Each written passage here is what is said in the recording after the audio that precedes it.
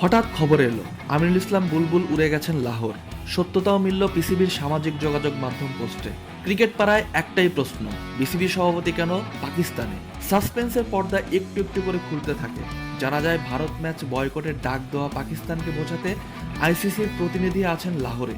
বুলবুলের যাওয়াটা সে কারণেই। বৈঠক পিসিবি ও আইসিসির, সেখানে বিসিবির কাজ কি? বিসিবি এখানে মুখ্য ভূমিকায়। নিরাপত্তা সংখ্যায় ভারতের মাটিতে টি-20 বিশ্বকাপ খেলতে অস্বীকৃতি জানায় বাংলাদেশ। আইসিসি বিসিবির অনুরোধ না রেখে টুর্নামেন্ট থেকে বাদ দেয়। এরই প্রেক্ষিতে বাংলাদেশের পাশে দাঁড়িয়ে প্রতিবাদ হিসেবে ভারত ম্যাচ বয়কটের সিদ্ধান্ত নেয় পাকিস্তান। বাংলাদেশের কারণে যেহেতু ভারতের বিপক্ষে না খেলার সিদ্ধান্ত, তাই সিদ্ধান্ত পুনর্বিবেচনায় বিসিবিকে তো লাগবেই পিসিবির। জরুরি এই বৈঠক নিয়ে চারদিকে এখন নানা গুঞ্জন। এক এক সংবাদ মাধ্যমে এক এক খবর ছাপা হচ্ছে। বাংলাদেশকে সামনে রেখে পিসিবি আসলে কয়েকটি শর্ত দিয়েছে আইসিসিকে।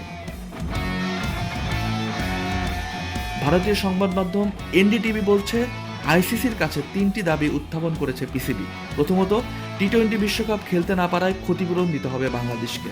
2, বাংলাদেশকে টি-20 বিশ্বকাপের অংশগ্রহণ ফি দিতে হবে। 3, ভবিষ্যতে একটি আইসিসি টুর্নামেন্ট আয়োজনের শর্ত দিতে হবে বাংলাদেশকে। পাকিস্তানি গণমাধ্যম অবশ্য সরাসরি কোনো শর্তের কথা উল্লেখ করছে না। তবে দেশটির প্রভাবশালী গণমাধ্যম দ্য ডনের খবর হলো, প্রথম শর্ত বৈঠকেই নাকচ করে দিয়েছে আইসিসি। এক সূত্রের বরাত দিয়ে সংবাদ মাধ্যমটি জানায়, আইসিসির পক্ষ থেকে বাংলাদেশকে ক্ষতিপূরণ হিসেবে দেওয়ার মতো কিচ্ছু নেই। তবে এটি নিশ্চিত করা হবে বাংলাদেশ যেন আইসিসির আয় থেকে প্রাপ্য অর্থ পায়। ডন আরও জানিয়েছে, আইসিসির কর্মকাণ্ডে ব্যাপকভাবে ছড়িয়ে থাকা রাজনীতি এবং এতে ভারতের অত্যধিক হস্তক্ষেপের বিষয়টি গুরুত্ব দিয়ে তুলে ধরেছে পিসিবি।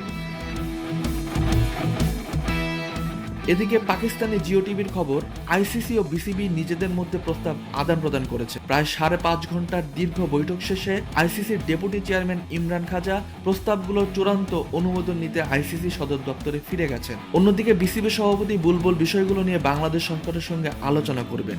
জিও টিভিকে পিসিবির একটি সূত্র জানিয়েছে, যে প্রস্তাব বা শর্ত দেওয়া হয়েছে সেগুলো দুই পক্ষ একমত হতে পারলে আইসিসি বিসিবির কর্মকর্তারা আবার আলোচনায় বসবেন।